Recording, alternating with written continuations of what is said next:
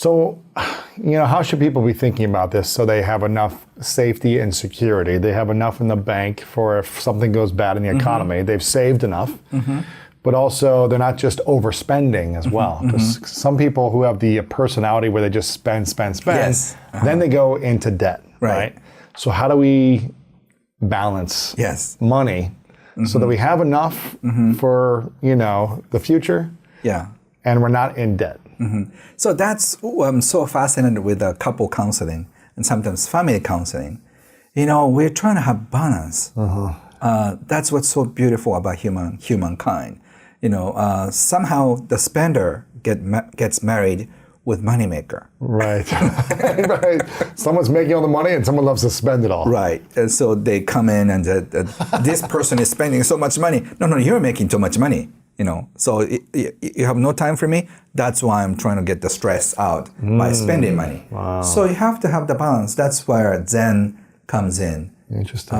If you're spending too much, you have to start saving. If you're saving too much, you have to start spending.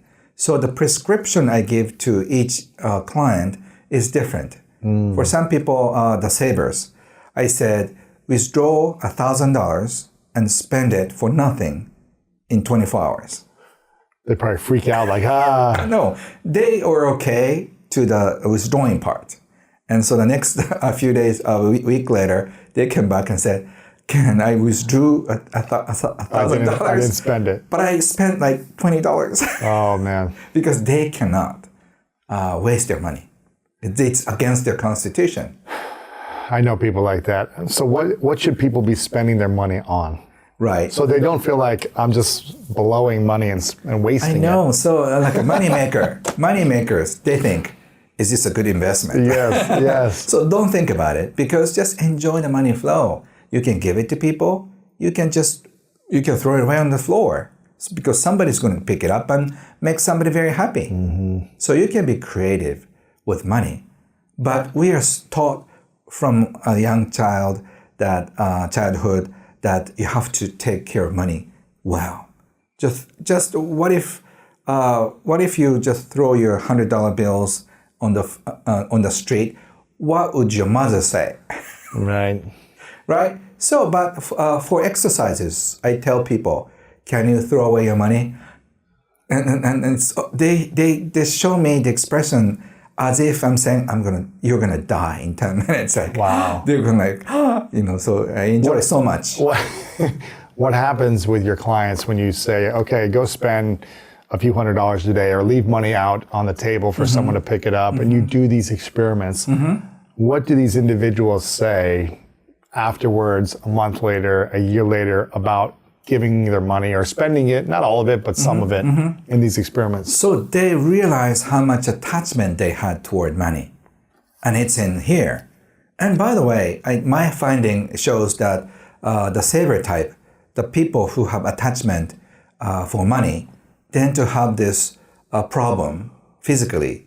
They get constipation. Constipated, yeah. So there is that.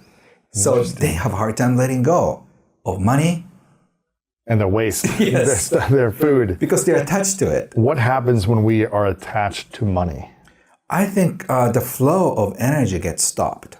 So if you let go of money easily, the more opportunities come easily. But because you cannot let go of money, you cannot receive. So if you let go easily, the more to come. So those people are losing out opportunities. So say I had a friend in my 20s when I asked him to go out and have some fun. And he said, no, I don't want to do that because it's going to cost something. Say, $50 or $100 for a party, right? But just look at what he's missing. He's missing out the opportunity of meeting new people. Yes. Like I met many great mentors by attending very expensive seminars. I attended like $200 seminar.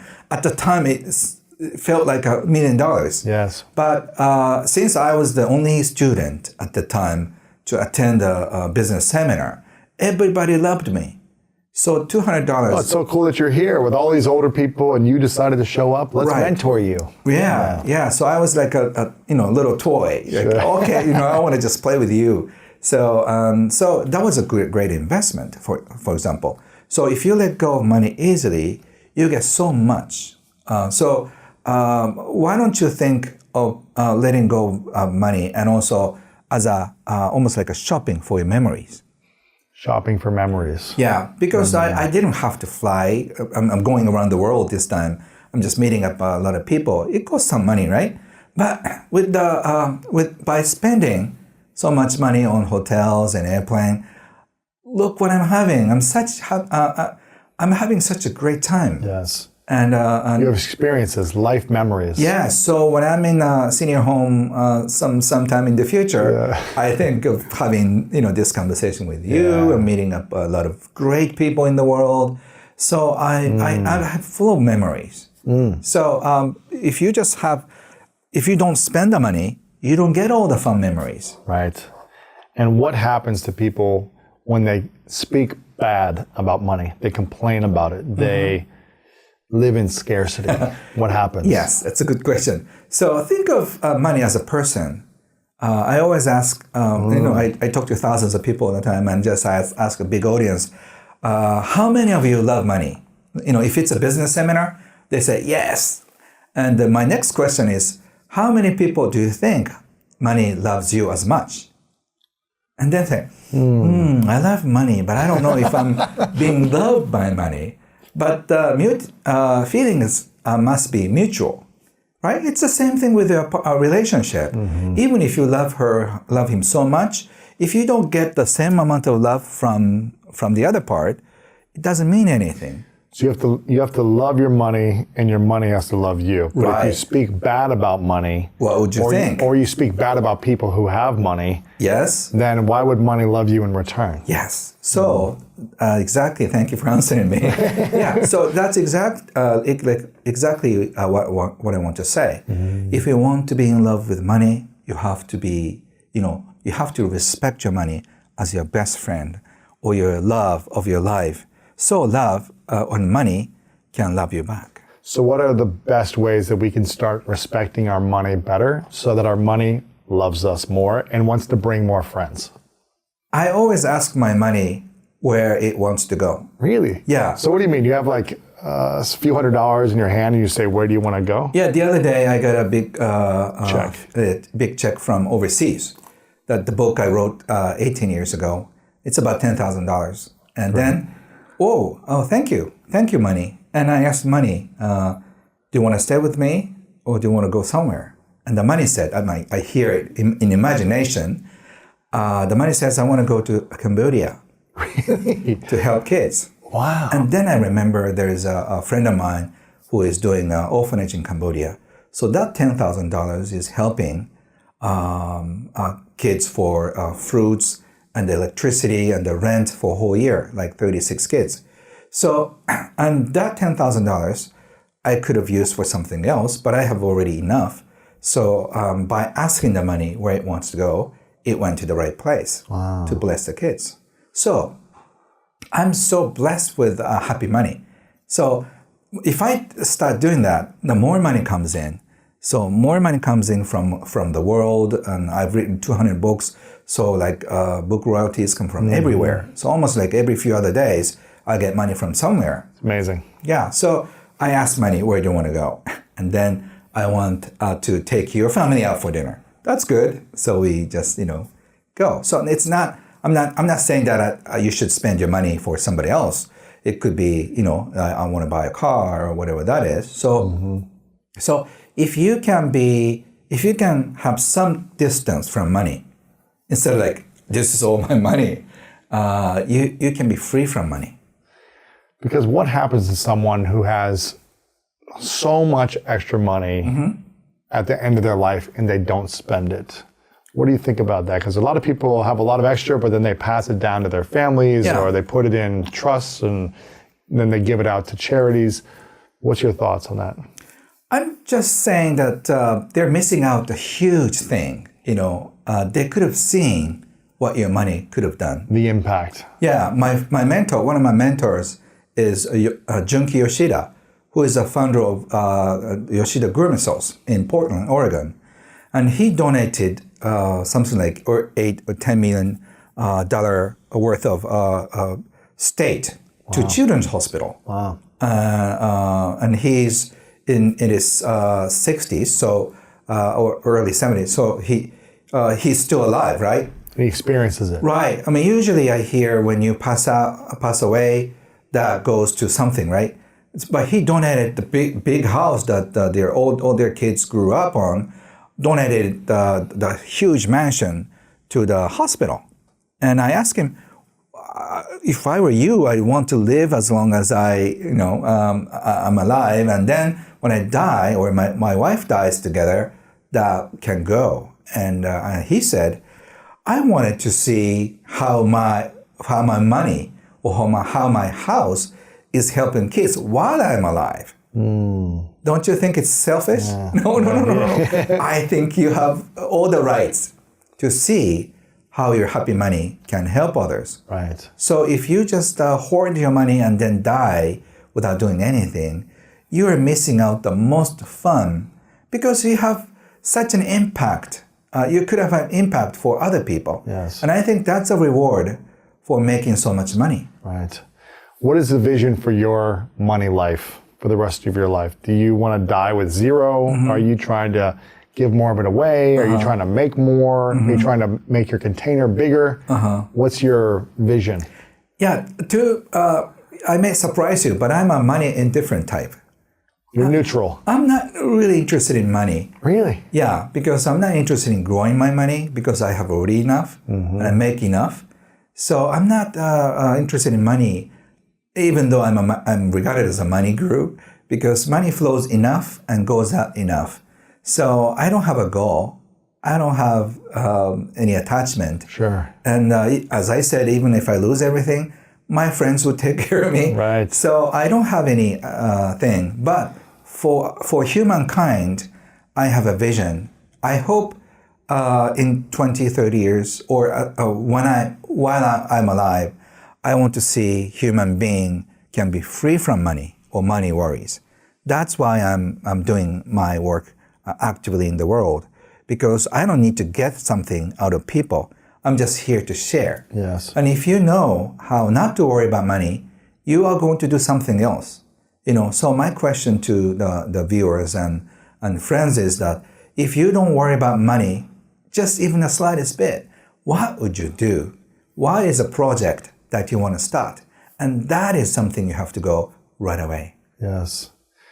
What would you say to parents on the 3 most important things they should be teaching their children? Okay. As they get into, after 5 years old, as they start learning about money and the material world, what lessons should parents be teaching their kids about money, in your opinion? Great, thank you. So I used to, and I think I'm still teaching my child. She's 24, so she's grown up already. But the first thing I would teach is money is fun. So if your kids know that money is fun, so we used to sit on the dinner table, just say, I have this, say, $10,000 to donate. What do you want to do? You can, help rescue the animals. You can help the environment. You can help the homeless people. What do you want to do? And when we give presents, what would you want to do? So my daughter grew up thinking money can do so many wonders.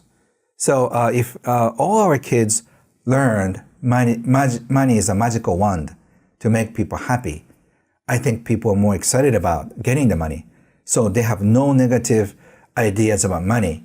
And imagine what if all the child have never been scolded for wasting their money.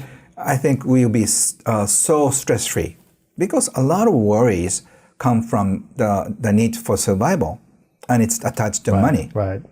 So once we are free of money stress, I think our life would be so different. Yes. Yeah. So if you can teach money is a fun thing, that is a great starter. Okay. Number one, teach them money is fun. Right.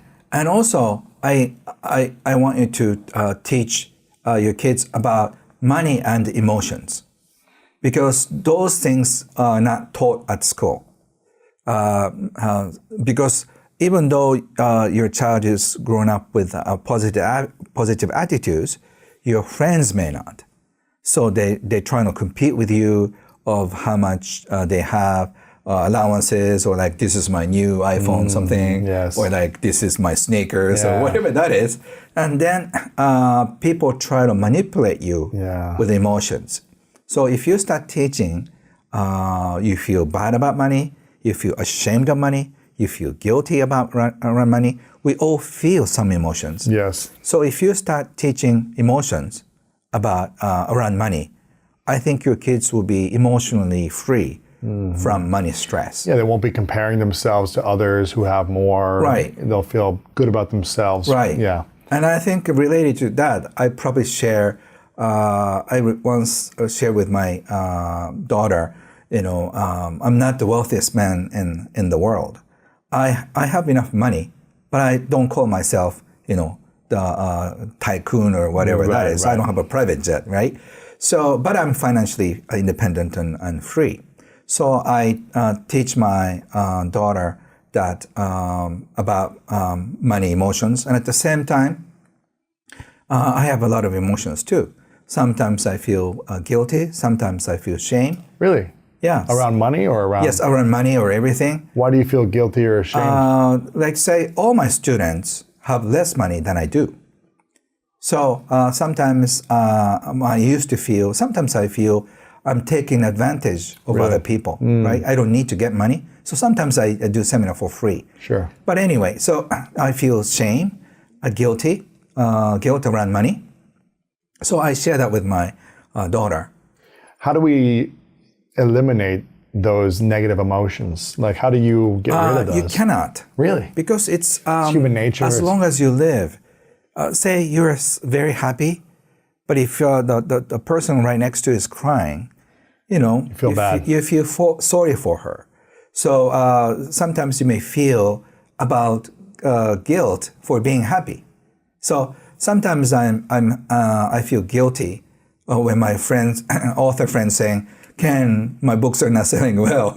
I'm so sorry. Yours are selling so well. Yeah. So I feel guilty. I feel shamed.